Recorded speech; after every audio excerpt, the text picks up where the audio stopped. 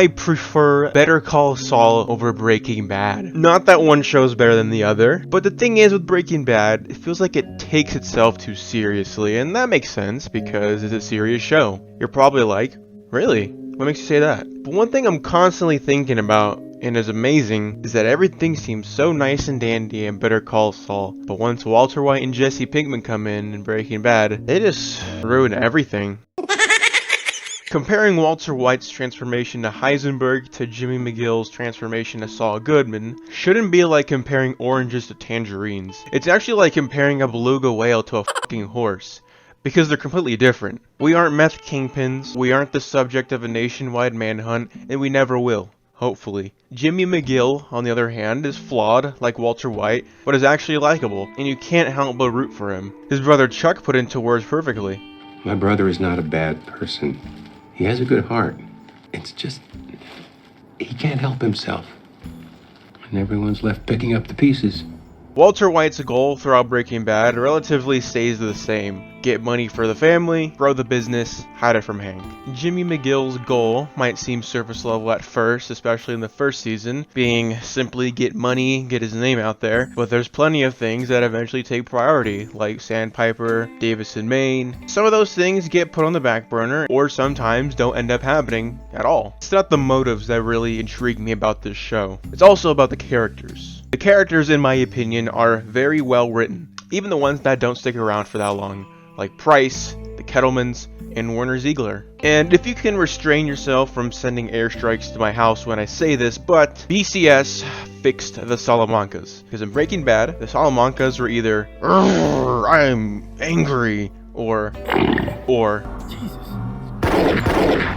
But Lalo and Nacho really hammer home the Salamanca fear. Nacho being like, I don't f with y'all, but I gotta do what I gotta do to get you guys out of the picture, just for the next Salamanca to fill in. And Lalo being a very great villain, who's a nosy ass, charming ass guy, who just smiles and shit, is a great fresh take on the Salamanca family. I admire the show for even giving them more depth. We actually see Tuco work alongside someone who he doesn't want to belittle or kill. The cousin's actually looking out for someone and killing a whole gang just to get revenge for Nacho. Hector actually talking and shit and walking. I know he did in the flashbacks in Breaking Bad, but he pretty much pissed in the pool, shot Gus's partner, and tried drowning his nephew.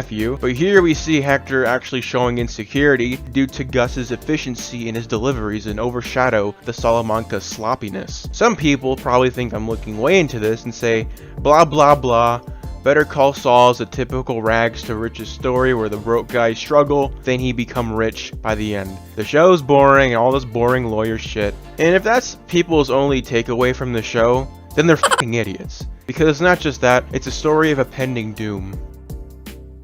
You know how earlier I said if people call this show a rags to riches show, or just boring in general, we're idiots? Well, it's actually a lying piece of shit when I said that, because anyone who claims that this show sucks because it's predictable due to Breaking Bad's existence revealing the fate of many characters and storylines are the actual idiots here. This is where the show shines the most. For example, oh boy, look at this guy right here. He's rich, he's a piece of shit, and he's greedy. Oh boy, that guy is poor, he's caring, he has a brother. I didn't know that. He's a struggling lawyer? There's a woman in his life that he actually cares about? And her, his brother, and a handful of other characters aren't in Breaking Bad, but are in this show. Gotta stick around to find out what happens to them.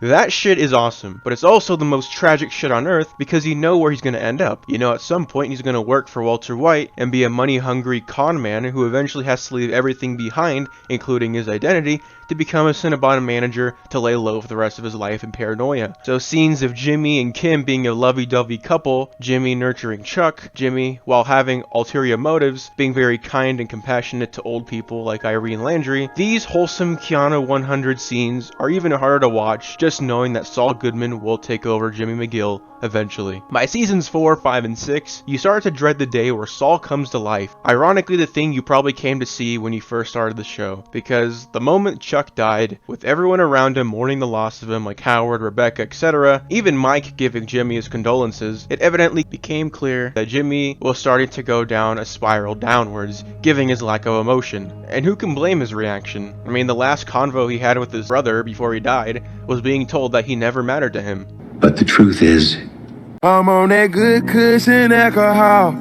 You see, this show is a great way of making discussion about Jimmy and Chuck's relationship. You hate Chuck when you find out that he was pulling the strings the whole time, but yet he has a point. But yet Jimmy took care of him and tried going straight. But yet Jimmy has a terrible track record and still does shady shit to this day. But yet Chuck is trying to prevent Jimmy from destroying himself and other people, which is exactly what happens regardless. If Jimmy got the love and support of his brother, would he still have taken the bad choice road? Or would he have listened to Chuck in the final flashback of the series about changing his path?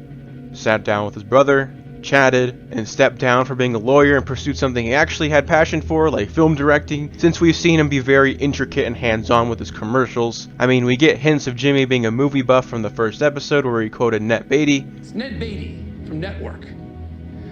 For Christ's sakes, guys. Chuck trying to prevent Jimmy from becoming a Saul Goodman caused Jimmy to become Saul Goodman. It's a paradox.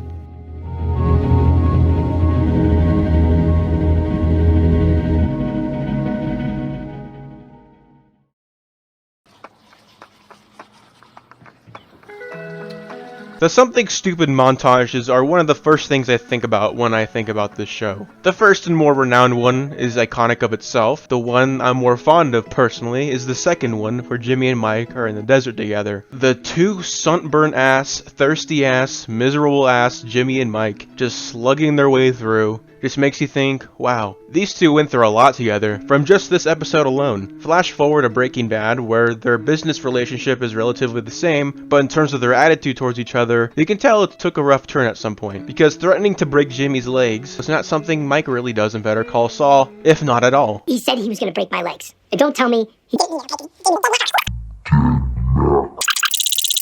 Showing what Kim's doing during this time kind of highlights the idea of somebody in Jimmy's life who's deeply concerned, which is something you can't really say about Saul in Breaking Bad. And I can't picture Saul Goodman in Breaking Bad actually going through this, but he did. He genuinely doesn't have anyone who's in his corner during the duration of Breaking Bad in his life, seemingly making him a hollow shell of his past self.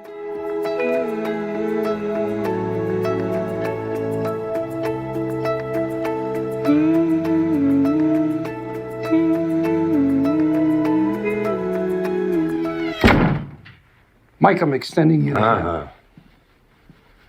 This Gene Takovic shit is incredibly grim, and I love it. Gene is a prisoner of himself. He's a victim of self-sabotage. I will say, and I'm not gonna be like, I wish this scene happened. I wish upon a fish. I think personally, Saul should have kept his mustache and glasses on during court, so Kim, and even Bill Oakley, can see how low he reached and miserable he was, despite trying to put on a facade of cockiness like, yeah, I'll win, I'll come up on top. Small thing, but I think the court scene was still wholesome chungus nonetheless. Also, another thing, for like a week or two, I don't know the exclusivity of it, but there's actually a quote post-credit scene, even though it plays before the actual credit starts. It shows the evolution of Jimmy McGill to Saul Goodman to Gene Takovic back to Jimmy McGill, with this creepy ass music echoing in the background. And that shit unironically gave me chills when I saw that for the first time.